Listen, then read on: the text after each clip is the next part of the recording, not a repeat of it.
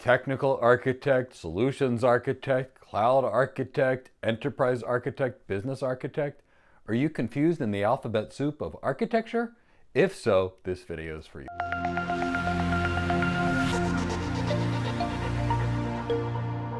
Hi, my name is Michael Gibbs and I'm the founder and CEO of GoCloud Architects, and we're an organization dedicated towards building high-performance cloud computing and networking careers. Personally, I've been working in technology for over 25 years, and I've been helping others get their first tech job or get promoted in tech for over 2 decades now, and what a feeling it is. In the last 20-some years, I've been a technical architect, a solutions architect, a cloud architect, an enterprise architect, and a business architect, and they're all very different. And every day people ask me architecture questions, and there seems so much confusion, and I believe it's because people get these roles completely mixed up, because they're often clumped together as if they're a single role, but they are very different. We're going to begin with the technical architect role because this is so much different than the rest. The technical architect is a very technical position. It's truthfully a hybrid between an architect and an engineer. So this is a position for a deeply technical, highly capable engineer. So if you've got an engineer that's really great, and they have much deeper skills than the rest of the engineers, and you don't know what to do with them because they don't want to move into management, but they're also not super business savvy, and you don't know what to do with them, you make them a technical architect because it's a position above the engineer, but it's less than typically the bigger architecture roles with regard to communication skills, executive presence, emotional intelligence, ROI modeling, business acumen. It's a more technical position. So this looks unlike other architect positions. This is deeply technical. So a person who's a technical architect may actually build the things they design. They may actually do some coding. They may actually do some scripting. This is a technical role. Again, very different from the other architecture roles. This is the farthest away from the CXO level audience, meaning the CEO, the CIO, the CTO. This is a position for a great technical professional that also understands end-to-end system design. That's called a technical architect. This is the most technical of the roles. Now, the next role in this group is something called a solutions architect. Now, this is a 50-50 technical/business position. It requires a lot of technical competency, but on a single vendor's platform. So an expert in Azure, an expert in AWS, an expert in GCP or Oracle Cloud, for example, or even an expert of a single vendor's network gear like a Cisco solutions architect. This is a moderately technical role, 50% technical, 50% business, but it requires extreme knowledge of a single vendor's technology solution.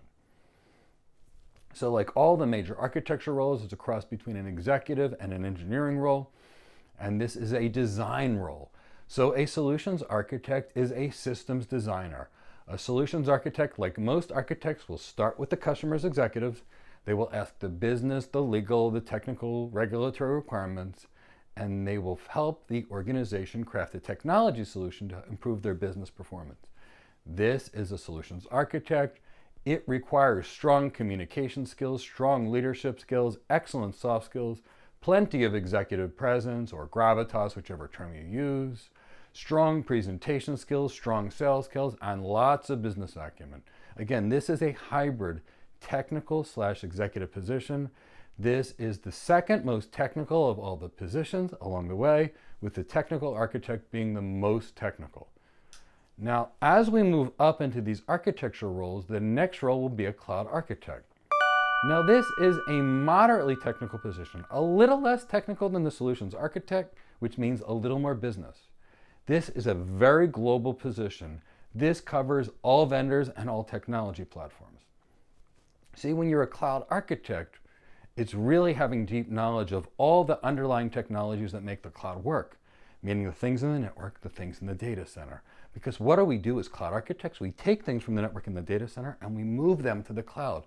And we can't move things that we don't understand.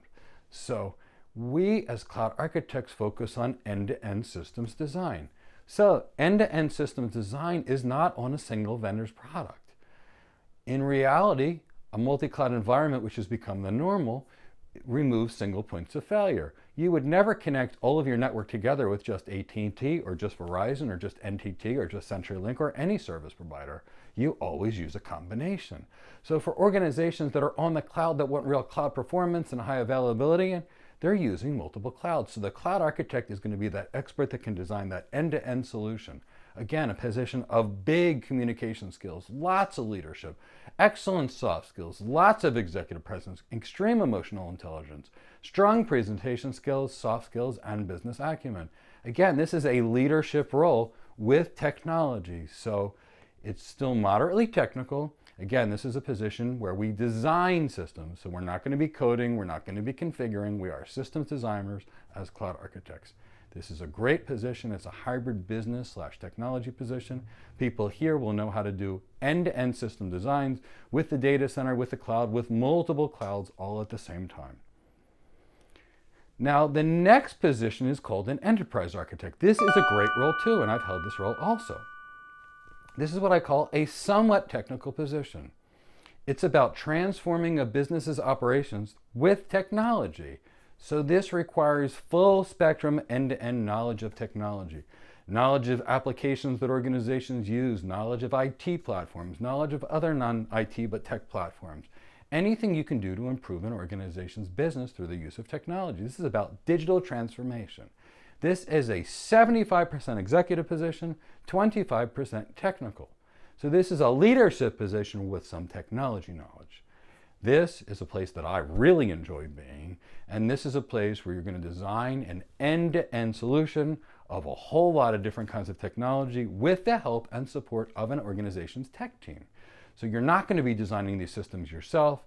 You're going to be a business leader. You're going to be interfacing with the organization's CEO, CFO, CIO, CTO. You're going to be right up there in that part of it, and you're going to be crafting solutions for the organization.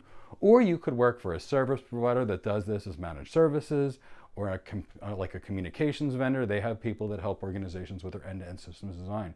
A wonderful role, a super high-paying role, because you're now getting closer to the executive position. The more executive, the more customer-facing you are, the higher you'll be paid. Unfortunately, in today's world, in technology, the closer you are to the tech, the engineering side, the farther you are from the sale or the money, realistically speaking, tends to be the lower the salary. So this enterprise architect is a very highly paid position. It's a very strategic position. It's typically director level, VP level, or above. Now, the last kind of architect, which is something I've done, which is fun, is called a business architect. This is not a tech position at all. This is a pure business position. This is about mapping an organization's strategy to execution. This includes assisting an organization with their people, processes, and technology, and optimizing business processes, optimizing technology, optimizes how users communicate. It's about making the business better, transforming the business. This is a pure leadership position, requires extreme business acumen, lots of executive presence, lots of CXO relevancy, lots of sales skills, lots of management, presentation skills, all of it. So see, we've talked about a lot of different kinds of architects. We've talked about a technical architect. This is a deeply technical position. And when people think architects are really technical, they're thinking of a technical architect position, which is different than a solutions architect position. A solutions architect is an end-to-end system design with a single vendor solution, like all AWS or all Azure or all GCP or all Cisco, for example. A cloud architect is a person who designs end-to-end systems on the cloud to help transform an organization's business across clouds, across data centers.